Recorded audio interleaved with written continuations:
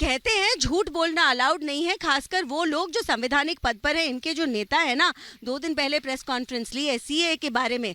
पढ़े लिखे इंसान होने का दावा करने के बावजूद बिना कागज पढ़े कहते हैं ओहो अब तो सारे लोग आ जाएंगे बांग्लादेश से, पाकिस्तान से, हमारे देश में कट ऑफ डेट नहीं पड़ी थी क्या? तो ये झूठ फैलाने का काम, भ्रम फैलाने का काम, ड्रामा तमाशा करने का काम इनकी पार्टी ने ना ट्रेडमार्क कर लिया है अपना।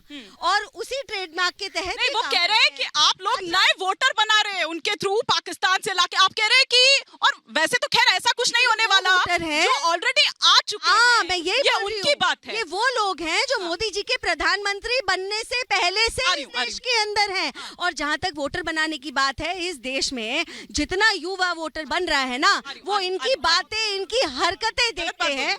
नहीं, कोई गलत बात नहीं है। क्या गलत बात बोली? 2021 में 1500 और 2022 में 800 पाकिस्तानी हिंदू ऐसे थे जिनको इन्होंने सिटीजनशिप नहीं दी, वो वापस चलेगी। दिखावा करते हैं ये।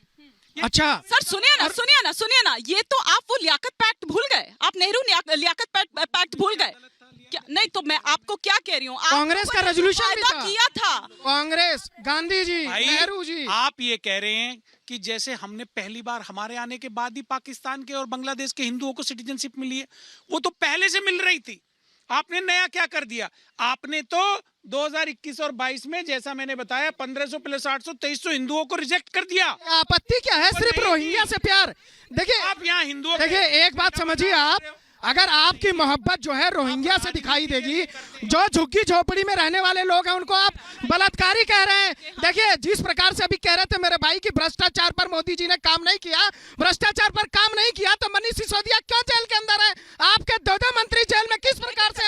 भ्रष्टाचार पर ही तो काम हो रहा है। पहले उसी मुद्दे पर रहते हैं, पहले उसी मुद्दे पर रहते हैं। सुनिए ना, सिटीजनशिप वाले पर सुनिए, हाँ, सिटीजनशिप पर रहते हैं। रोहिंग्या वाली बात जहाँ तक है, जिस प्रकार से, बिल्कुल आप जवाब दीजिएगा। देखिए जिस प्रकार से मुख्यमंत्री के रूप में अरविंद केजरीवाल जी ने एक दुर्भाग्यपूर्ण बयान दिया कि लोग जो झुग्गियों में रहते हैं वो सिर्फ रेप करने आते हैं, जेब काटने के लिए आते हैं, तो लक्ष्मी नगर में आईटीओ पे आप जवाब ले लेती हूँ, आप उनके ऊपर सवाल उठा रहे हैं। जवाब ले लेती हूँ। कांग्रेस ने पाला पोसा वोट बैंक बना करके आप उन पर, ये वैलिड है, ये वैलिड पॉइंट है। अब सवाल पूछ ले, जवाब ले लेती हूँ। देखिए जो मुख्यमंत्री जी ने बोला सीए को लेके, उसका जवाब अमित शाह साहब भी नहीं दे पाए।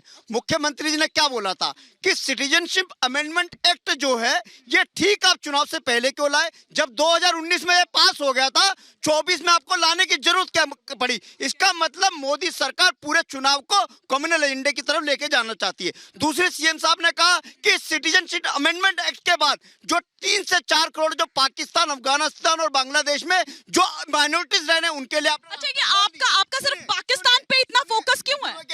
मैं कह रहा हूँ कि ये जो लोग आएंगे जिनको आप सिटीजनशिप दे रहे हो, इनको रोजगार कब दोगे, कैसे दोगे, उनको घर कैसे दोगे? जब हमारे नौजवान सड़कों पे डिग्री ले लेके बेरोजगार घूम रहे हैं, हमारे बेघरों के पास घर नहीं है, और आप कह रहे हो पाकिस्तानी वालों। आप इसका जवाब ले लूं, लेकिन उससे पहले मेरे सवाल का जवाब दीजिए। वो अफगान से जो आए, वो सिख आए थे, वो गुरु ग्रंथ साहिब अपने शीर्ष पर रखे हुए, उनको आप भूल गए, आप नहीं चाहते? मैं ये कह रहा हूँ हिमानी जी, पहले अपने घर वालों को तो खाना खिला दो, अपने बच्चों की तो भूख मिटा दो। आप कह रहे हो पाकिस्तानियों को रोटी खिलाएंगे, हमारे यहाँ पे लोग भूखे मर रहे हैं, हमारे नौजवानों के पास रोजगार नहीं है, लेकिन आप कह रहे हो पाकिस्तान से क्या प्यार है आपका? क्या अफगानिस्तान से प्यार है? क्या बांग्लादेश?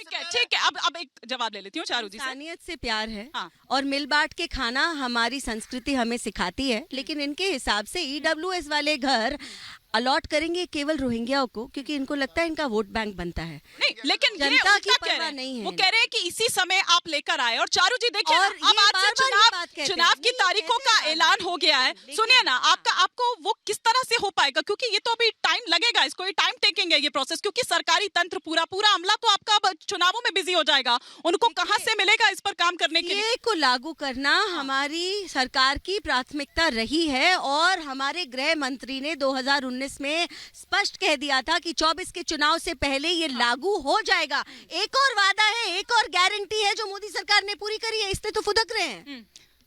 ठीक है, अब मैं आ जाती हूँ। एक मिनट, दुष्यंत जी नाराज हो जाएंगे, इन देश में क्या किया था? दिल्ली जलाओगे? सुन लीजिए, करोगे आप? मैं आपसे जवाब ले रही हूँ।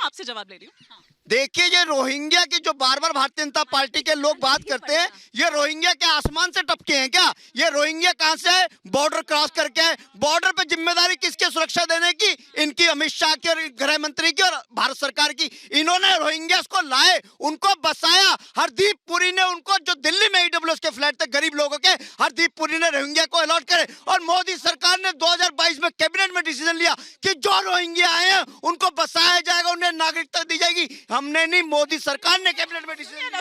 सुनिए ना, आज आप इतने एंग्री यंग मैन के, इतने एंग्री मैन वाले मोड में क्यों हैं? नहीं, देखिए चुनाव का समय आ चुका है, चुनाव का शंखनाद हो चुका है।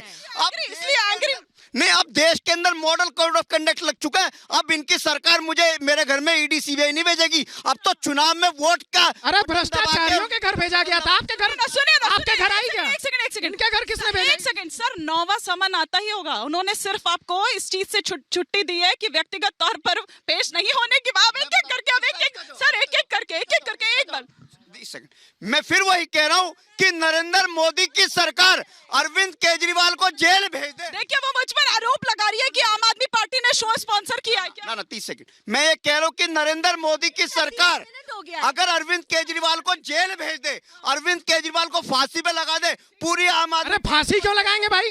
कैसे प्रवक्ता है? अरे कैसे प्रवक्ता है अरविंद केजरीवाल जी को फांसी लगवा रहे हैं? ये कैसे प्रवक्ता है जो केजरीवाल जी को फांसी लगवा रहे हैं? बताइए, उन्हीं के पार्टी के प्रवक्ता है। देखिए भाजपा की तरफ से जो कहा जा रहा है ना, आम आदमी पार्टी के नेताओं को अपराधी बताया जा रहा है। पहले तो मैं इन्हें ये कहना चाहता हूं कि सिसोदिया और संजय सिंह कोई अपहरण, हत्या, लूट, अवैध वसूली के केस में जेल नहीं गए हैं।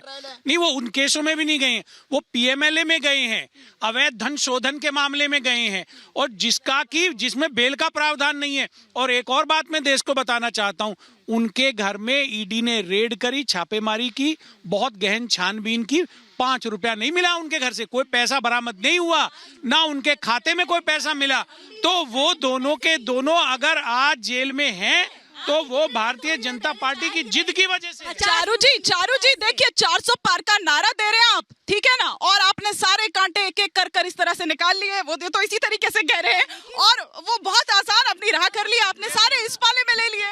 संजय सिंह अगर आज बाहर होते तो वो हिसाब से फाइनेंशियल क्राइम नहीं है, है चोरी कर लो किसी के पैसे की, ये क्राइम नहीं है। उनके घर पे मैं ये कहना चाहता हूँ, संजय सिंह के घर पे 5 रुपया आपको, ईडी हो, सीबीआई हो, जहाज क्या मिला है, क्या नहीं मिला, ये आपको हमें आके थोड़ा बताएंगे सर। उनको जहाँ बताना वहाँ बताएंगे। जांच रिपोर्ट में वो सारी चीजें पब्लिक डोमेन में। सर अगर कुछ नहीं मिला तो मनीष सिसोदिया को क्यों नहीं? सुनिए ना सर, ठीक है आपकी बात मान ली, चलिए मान ली कि कुछ नहीं मिला, तो अभी तक क्यों मनीष सिसोदिया बाहर नहीं आ पाए हैं? क्यों संजय सिंह?